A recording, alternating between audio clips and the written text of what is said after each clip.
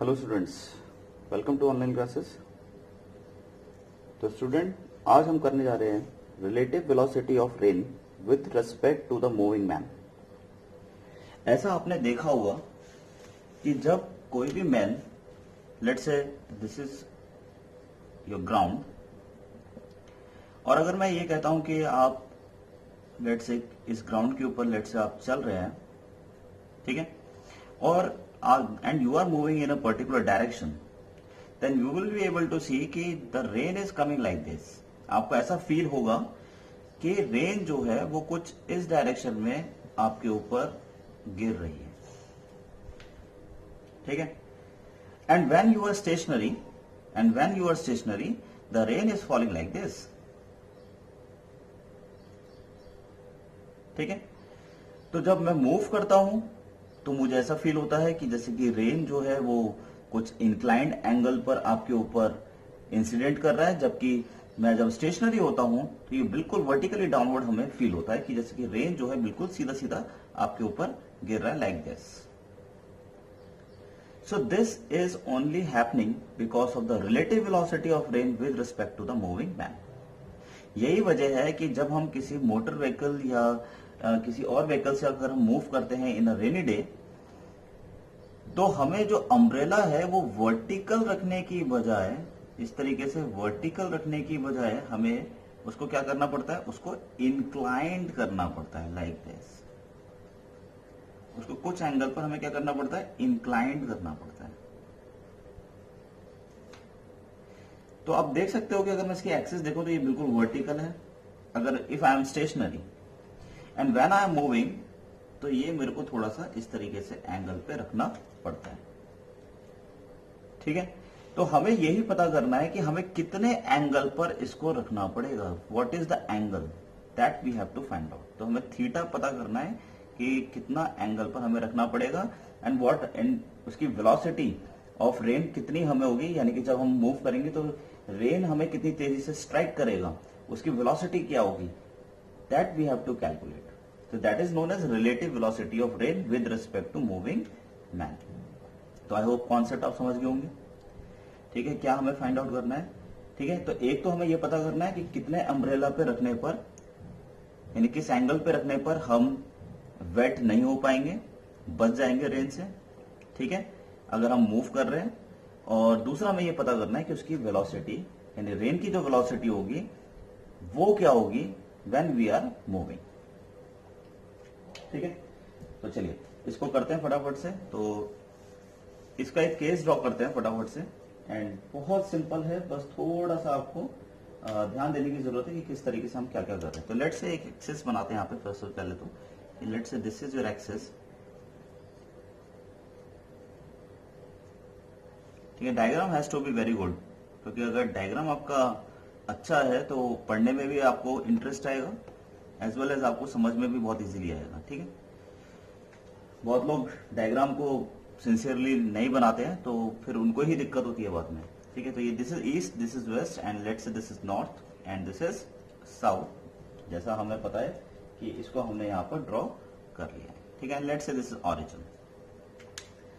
Now let's say a man is moving, let's say a man is moving towards west direction, ठीक है। Let's say it has velocity vm, ठीक है।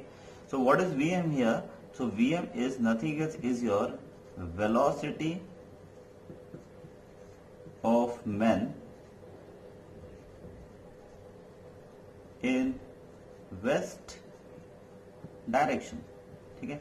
West direction में ये velocity है, ठीक है।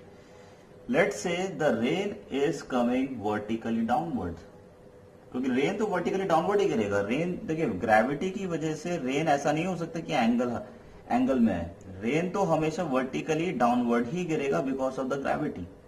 लेकिन हमें ऐसा फील हो रहा है कि रेन जो है वो वर्टिकली डाउनवर्ड ना होके वो इस डायरेक्शन में गिर रहा है, तो वो हो रहा है because of the relative velocity of rain. तो इसीलिए हम यहां पर इसको लिखेंगे, that is velocity of rain, ठीक है। Then I am writing V R, okay. चलिए अब अगर मैं ये कहता हूं कि ये जो वेलोसिटी वी आर हमारा एक्ट कर रहा है, क्योंकि एक हमारा लॉ होता है ट्रांसमिसिबिलिटी लॉ, ठीक है, ये हमारे सिलेबस में नहीं है लेकिन मैं थोड़ा सा बता देता हूं आपको। देखो ट्रांसमिसिबिलिटी लॉ क्या कहता है, ट्रांसमिसिबिलिटी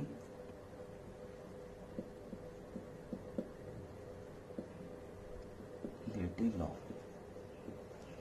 देखिए ट्रांसमिसिबिलिटी लॉ क्या कहता है कि अगर सपोज कोई भी एक ऑब्जेक्ट है और उसके ऊपर कोई भी एक फोर्स एक्ट करता है, ठीक है, यानी कोई वेक्टर क्वांटिटी एक्ट करता है, तो अगर आप उसके लाइन ऑफ एक्शन क्या है कि अगर उसी की लाइन में, सपोज मैं ये लाइन ड्रॉ करता हूँ, उसी की ये लाइन होगी आगे तक, ठीक है, सो ऑन, तो ये जो लाइन ऑफ एक्शन होगा, आप इस लाइन ऑफ एक्शन पे इस फोर्स को कहीं भी लगा सकते हैं, यानी कि आप चाहें तो आप इसको सेंटर में भी यहाँ पे इसको हटाकर यहाँ लगा सकते हैं, तब भी बॉडी के इफेक्ट पे कोई चेंज नहीं आएगा, या आप इसको यहाँ पर इसके सरफेस पर यहाँ लगा सकते हैं, तब भी बॉडी पर कोई भी चेंज नहीं आएगा। The body will still move in the same direction. This is known as transmissibility law, ठीक है। तो कहने का मतलब यह है कि इस फोर्स को यहां से हटाकर आप यहां भी लगा सकते हैं, तब भी बॉडी इधर जाएगा, इसको यहां ना लगा के इसको आप यहां भी लगा सकते हैं, ठीक है, सरफेस पर, तो भी बॉडी इसी डायरेक्शन में मूव करेगा। ओके, तो this is known as transmissibility law. चलिए इसको मैं रब करता हूं फटाफट से। चलिए आगे बढ़ते हैं। तो जैसे कि हम यहाँ पे बात कर रहे थे, तो यहाँ भी हम ट्रांसमिसिबिलिटी लॉ लगा सकते हैं। तो यहाँ हमने रेन की डायरेक्शन जो है वो यहाँ ले ली है, तो इस तरीके से इसको हमने यहाँ पे ड्रॉ कर लिया। तो let's say this is your V R, ठीक है, ये हमारा वी आर है। नाउ अगर मैं यहाँ पर देखता हूं तो now you will be able to see कि वीएम जो है, क्योंकि देखिए आपको स्टेशनरी तो करना पड़ेगा, रिजल्टेंट निकालना है, तो body has to come at rest. अगर बॉडी मूव करता रहेगा तो हम नहीं फाइंड आउट कर पाएंगे, इसीलिए हमने क्या करा है, बॉडी को हमें रेस्ट करना पड़ेगा। तो रेस्ट, इस मैन को रेस्ट करने के लिए मुझे क्या करना पड़ेगा, इसको मुझे नेगेटिव डायरेक्शन में वेलोसिटी लगा के इसको रोकना पड़ेगा, इक्विलिब्रियम में लाना पड़ेगा। अभी मैंने इक्विलिब्रियम आपको पढ़ाया नहीं है, इसका बाद जो नेक्स्ट टॉपिक होगा वो हमारा इक्विलिब्रियम का होगा, एक बार में समझ में आ जाएगा, कोई दिक्कत की बात नहीं है।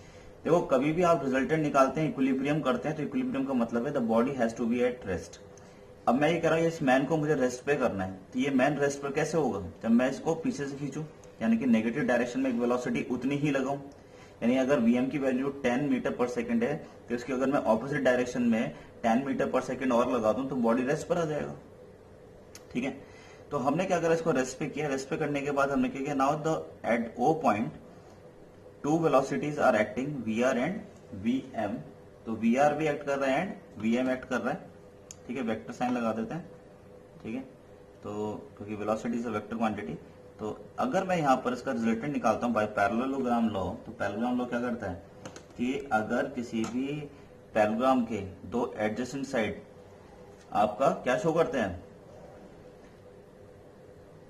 किसी वेक्टर क्वांटिटी को शो करते हैं, then the diagonal will give you the resultant, then the diagonal will give you the resultant. तो ये जो डायगोनल होगा, तो ये जो डायगोनल होगा, this will give you the resultant,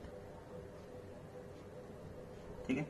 so the diagonal will give you the resultant, okay. So हम ये कह सकते हैं कि यहां पर जो मेरे पास रिजल्टेंट आएगा, तो this resultant will be your relative velocity of rain with respect to man, ठीक है। और कहने का मतलब ये है कि अगर आप इस रिजल्टेंट के ऊपर अगर अपना अम्ब्रेला को सेट करते हैं यहां पर, तो आप इस रेन से बच जाएंगे, ठीक है। अब वो कैसे बचेंगे, क्योंकि मैंने क्या बताया कि लाइन ऑफ एक्शन आप यहां बढ़ा लीजिए, यहां बढ़ा दीजिए, उससे कोई फर्क नहीं पड़ता है। तो इसका मतलब ये हो गया कि अगर हम एक्चुअल की बात करें कि एक्चुअल में हो क्या रहा है कि बस जब रेन ऊपर से बढ़ रही है, वेलोसिटी एक्चुअल में इधर थी, ये तो हमने बनाया है, इसको अपने इक्वेशंस के हिसाब से सेट किया है, लेकिन एक्चुअल में क्या हुआ, तो एक्चुअल में इसका मतलब ये हो गया कि रेन जो है वो आपका ऊपर से गिरेगा इस तरीके से। तो इसका मतलब इसी अम्ब्रेला को इसी डायरेक्शन में लेते जाते हुए आपको क्या करना है, इसको यहीं पर सेट कर देना है, यानी इसी लाइन ऑफ एक्शन में चलते हुए, इसी अम्ब्रेला को लाइन ऑफ एक्शन में चलते हुए आपको क्या करना है, इसको यहां पर इस तरीके से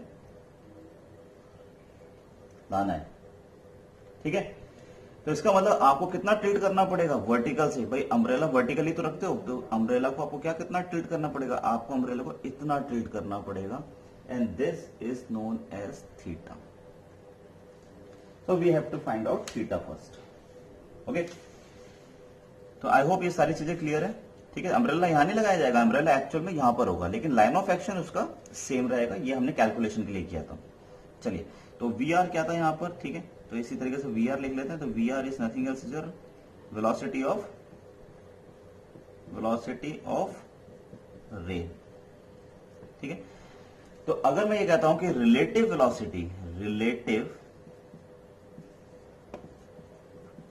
velocity of rain with respect to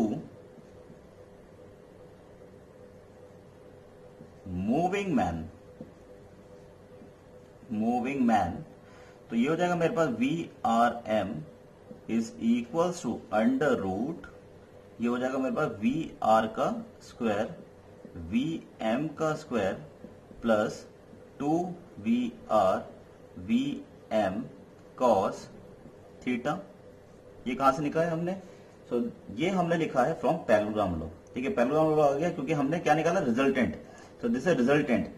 ठीक है, तो रिजल्टेंट आ रहा है किसका, V R and V M का। तो वी आर क्या हो जाएगा हमारे पास ए हो जाएगा, वी एम क्या हो जाएगा हमारे पास बी हो जाएगा।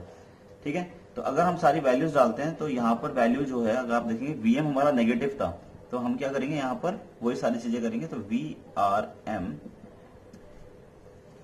ठीक है, तो ये हो जाएगा मेरे पास वी आर का square plus minus V M का स्क्वायर क्योंकि नेगेटिव था। ठीक है, तो माइनस आ जाएगा 2 क्योंकि वी एम नेगेटिव था इसलिए माइनस आ गया, and cos theta, theta is the angle between V R and V M. तो V R and minus V M के बीच में एंगल कितना बन रहा है, तो दैट इज 90 डिग्री। तो we will write 90 here. Cos 90 की वैल्यू कितनी होती है, that is equals to 0। So V R M is equals to under root, ये हो जाएगा मेरे पास वी आर का स्क्वायर प्लस वी एम का स्क्वायर। सो इतनी वेलोसिटी से हिट करेगा आपको रेन मैन को।